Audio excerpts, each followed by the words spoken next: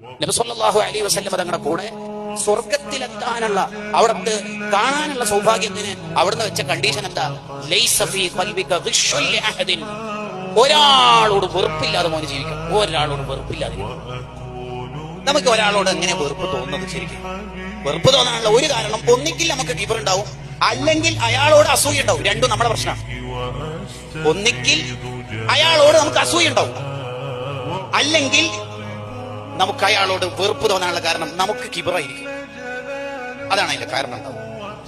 ഒരാളെ കാണുമ്പോൾ നമുക്ക് മോശം വിചാരം വരുന്നു. ഉദാഹരണത്തിന്, അയാൾ എപ്പോഴും ഉസ്താദ്മാരോ വലിയ ആളാണ്, കളിക്കുന്ന ആളാണ്, ബാഡ്ജ് കിട്ടാൻ ശ്രമിക്കാൻ വലിയ കഴിവുള്ള ആളാണ്, സ്റ്റേജിൽ തന്നെ ഇരിക്കണം, മൂപ്പർക്ക് ഭയങ്കര പൂതിയുണ്ട്. എനിക്ക് അൽഹംദുലില്ലാ അങ്ങനെയൊന്നുമില്ല. അതൊക്കെ വലിയ രോഗമാണ് സത്യത്തിൽ. ഈ തസ്കിയത്തുൻ നഫ്സാണ് അത്തരക്കാർക്ക് ഉണ്ടാവുക. എന്ന് പറഞ്ഞാൽ ഞാൻ കുഴപ്പമില്ലാതെ ഇങ്ങനെ ഒരു ചിന്ത വരും. ഇബ്ലീസ് ലഅനഹുല്ലാഹ് എല്ലാ മനുഷ്യന്മാരെയും പിഴപ്പിക്കാൻ ശ്രമിക്കും. സർവരെയും, എല്ലാ മനുഷ്യന്മാരെയും ഇബ്ലീസ് ശ്രമിക്കും.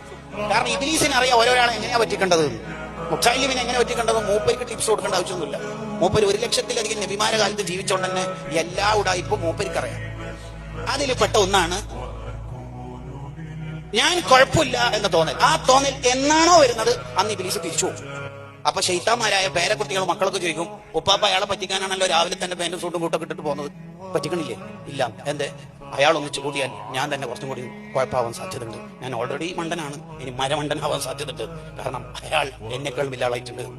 കാരണം അയാൾക്ക് തോന്നിയിട്ടുണ്ട്, ഞാൻ സെക്രട്ടറി ആയ കാലത്ത്, ഞാൻ പ്രസിഡന്റ് ആയ കാലത്ത് തോന്നിയിട്ടുണ്ട്. അത് തോന്നി തുടങ്ങിയാൽ നമ്മളെ നാശം തുടങ്ങിയിരിക്കുന്നു.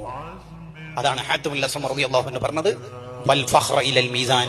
മോനെ, നീ ചെയ്ത അമല് മീസാനിൽ വെക്കാൻ പറ്റുന്ന അമലാണോ എന്ന് നോക്കിയിട്ട് മതി ഈ ഫഖ്ർ വർത്താനൊക്കെ. അത് അവിടുന്ന് മതി, ഇവിടുന്ന് മിണ്ടണ്ട.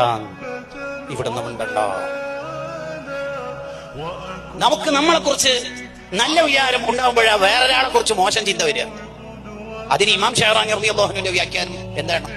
അൽ മുഅ്മിനു ലിൽ മുഅ്മിനി കൽ മിർആത്ത്. ഒരു മുഅ്മിൻ മറ്റൊരു മുഅ്മിന് കണ്ണാടി പോലെയാണ്. എന്താണ് ആ ഹദീസിന്റെ അർത്ഥം? ഒരു മുഅ്മിൻ മറ്റൊരു മുഅ്മിന് കണ്ണാടി പോലെ എന്ന് പറഞ്ഞാൽ, നമ്മൾ ഒരാൾ കണ്ണാടി നോക്കിയാൽ കണ്ണാടിയുടെ ചിത്രമല്ല നമ്മൾ കാണുക, പിന്നെ നമ്മുടെ ചിത്രമാണ് കണ്ണാടിയിൽ കാണുക. നമ്മുടെ ചിത്രമാണ് കണ്ണാടിയിൽ കാണുക എന്ന പോലെ വേറൊരു മുഅ്മിൻ നിന്റെ മുമ്പിൽ നിൽക്കുന്ന കണ്ണാടിയാണ്.